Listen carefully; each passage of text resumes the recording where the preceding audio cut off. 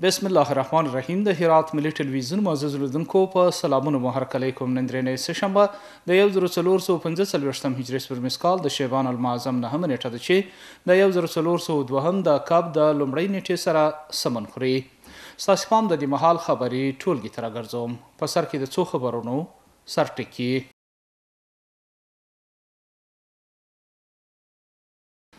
د عامه روغتیا ریاست څخه د ولایت سرپرست مرستیال لیدنه په دې لیدنه کې دغه ادارې ستونزې واوریدل شوې.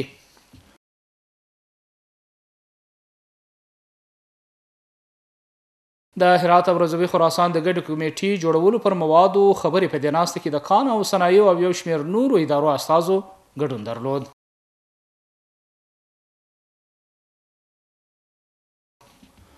او زلزله ځپلو ته د 10 نورو کورونو د جوړېدو پیل. دا کورونه د انجیل په ولسوالۍ کې جوړیږي.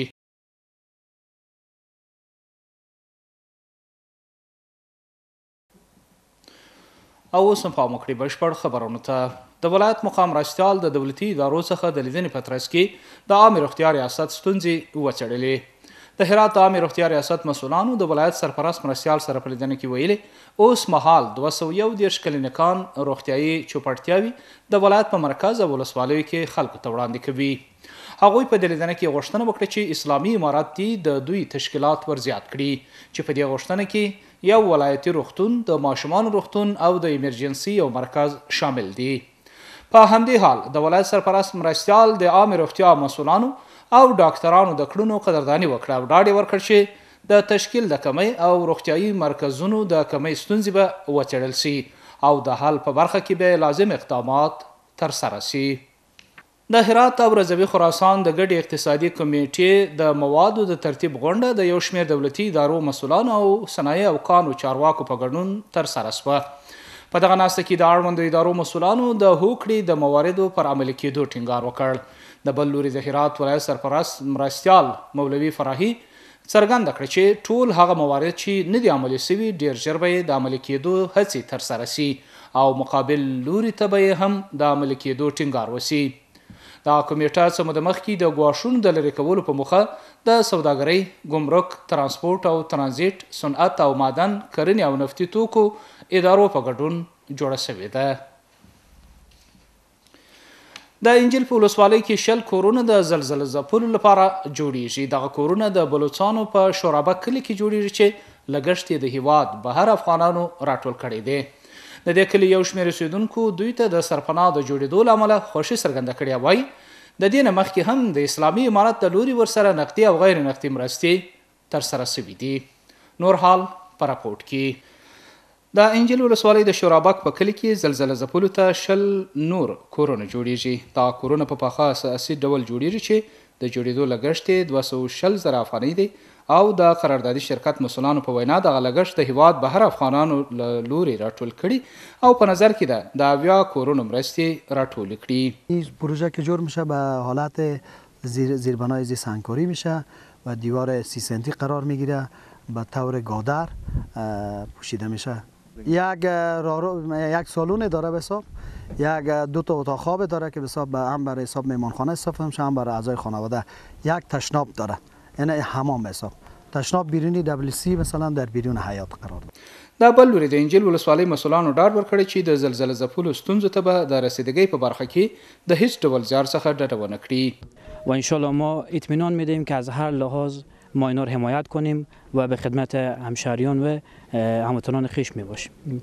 در این زلزله اخیری که در سطح ولسوالی انجیل و خصوصا قرای نزدیک رخ داد، بسیار از مردم ولایت هرات خصوصا این بخش ولسوالی انجیل متضرر شدند و میطلبه که این رأس و مؤسسات خیریه مردم را همکاری و همجانبه داشته باشم و ان شاء الله از طریق امارت اسلامی و نظام و کمک همجانبه و حمایت همجانبه خواهد شد. په همدې حال د یادې ولسوالۍ د بلوڅانو د شورابک کلي اوسیدونکي د دې کورونو د جوړولو د پیل څخه خوښي څرګندوي او ټینګار کوي چې ټول زیانمن شوي کورونه دې جوړ شي. شورای علما آمدن، قریه رو بدیدن، سروی کردن و لیستی هم که اونا گرفتن و مردم رو به شهادت بالله قسم دادن. همون چیزی که اونا تایید کردن تایید است. و اینکه کسایی که از راههای دور دست آمدن تقاضای دیگر داره، خب بحث جداگانه است. هم تو برای خیمه که ما شیشتی بودیم ما همه مکمل شیشتیم داخل خیمه جای خوب شدن نداشتیم ما همین ظرف گذاشتیم ما به جای یک ظرف میگذاشتیم یک جای اشتری میگذاشتیم یک جای کاسر میگذاشتیم واسه باران وقتی میاد از بالا خیمه نه داخل خیمه نه اما زیاد به سختی تیر میکردیم تا می لرزه فلان که هستیم ولی مثلا مواد خوراکی مواد پوشاکی کمپل ظرف داد ما شکری میکنه که خونه برای ما جور کردن خیر ببینم همکاری و شما بکنید برای ما که خونه که جور میکنه و آب هم داشته باشه. دا پر اساس حال کې چې د هرات سیمه ییز ادارې مسولانو په وینا شاوخوا 90 سلنه جوړ شوي کورونه زیانمن شویو ته سپارل شوي دي. د کرن ریاست مسولان وایي کروندګر دي هغه کرهنه نه کوي چې ډېرو اوبو ته اړتیا ولري. د نیالګیو د کښېنولو فصل په پیلېدو سره د کرنې مسولانو ویلي سږ کال هم لږ باران ورېدلی دی. د کرنې ریاست د طبیعي سرچینو امیر نصر احمد امینی وایي تر اوسه په هرات کې 1 ملي باران ورېدلی دی. حال دا چې د ښه کال لپاره 250 ملي باران ته اړتیا شته. امینی زیاتوي د روان کال وچکالۍ د دې سبب شوي چې ډیری خلک او کروندګر ښار ته راکډه شي. نوموړي د سولري څاګانو څخه بې ځایه ګټه اخیستنه د ځمکې لاندې اوبو د کمۍ لپاره د خطر زنګ بللی دی. هغه د کروندګرو څخه غوښتي چې هغه کرهڼې ونه کړي چې ډیرو اوبو ته اړتیا ولري. یو تن د لرغونو آثارو سره یو ځای د 5 سرحدي لوا د کشفي موظفینو د لوري نیول شوی دی. د 200 نمبر قلوردو د 5 سرحدي لوا د کشفي منصوبینو د لوري یو تن د لرغونو آثارو د قاچاق په تور نیول شوی. دا کس هڅه کړې و چې 1500 ګرامه قیمتي شیشې او 40 لرغوني آثار ایران ته قاچاق کړي چې د سرحدي لوا د 5 لوا د شپږم کنډک کشفي منصوبینو د لوري د ګلران ولسوالۍ په مربوطاتو کې نیول شوي دي. د هرات د کرنې ریاست د څارویو غوښو د مرض او آفاتو د څېړنې په مخه په مسلخ کې ډاکټران ګمارلي دي. د هرات د کرنې او مالدارۍ رئیس مولوي پیر محمد حلیمي وایي دغه ادارې په مسلخ کې ډاکټران ګمارلي دي ترڅو د څارویو غوښه وڅېړي. نوموړی وایي هرات نظافت او معیار درلودلو په برخه کې لومړی درجه ترلاسه کړې دی. مولوي حلیمي زیاتوي په هرات کې اوس 95 سلنه خلک د پاکو او ټاپه کړو غوښو څخه ګټه اخلي. د بل لوري د ښاروالۍ استازي مولوي محمد څرګنده کړې چې باید د څارویو ګنج په مسلخ کې وي ترڅو د مړه سوو او حرامو څارویو د پیرلو او پلور مخه ونیول شي. د یادونې وړ ده چې په دې وروستیو کې د هرات مسلخ 400 کیلوګرامه فاسده سوې غوښه د دستګاه د لارې له منځه وړې ده. او اوس هم د سبا حالات. د لوی سشتن تالا په نامه ګرانو لیدونکو د ما سلامونه ومنئ. شپه مو په خیر. اوس هم پاملرنه وکړئ د سبا ورځې د هوا اټکل. چهارشنبه هرات ښار لمر الوره درجه 9 تیتای منفي 1 درجه سانتیګراد. غوریان لمر الوره درجه 10 تیتای منفي 1 درجه سانتیګراد. کراخ لمر الوره درجه 4 تیتای منفي 4 درجه سانتیګراد. او پښتون زرغون لمر الوره درجه 8 تیتای منفي 1 درجه سانتیګراد.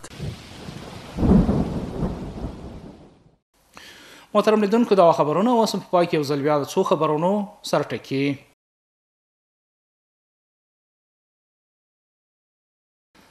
د عامه روغتیا ریاست څخه د ولایت سرپرست مرستیال لیدنه په دې لیدنه کې دغه ادارې ستونزې واوریدل شوې.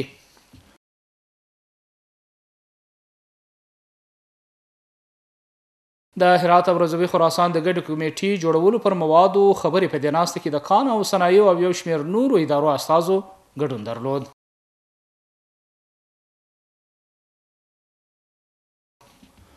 او زلزله ځپلو ته د 10 نورو کورونو د جوړېدو پیل. دا کورونه د انجیل په ولسوالۍ کې جوړیږي.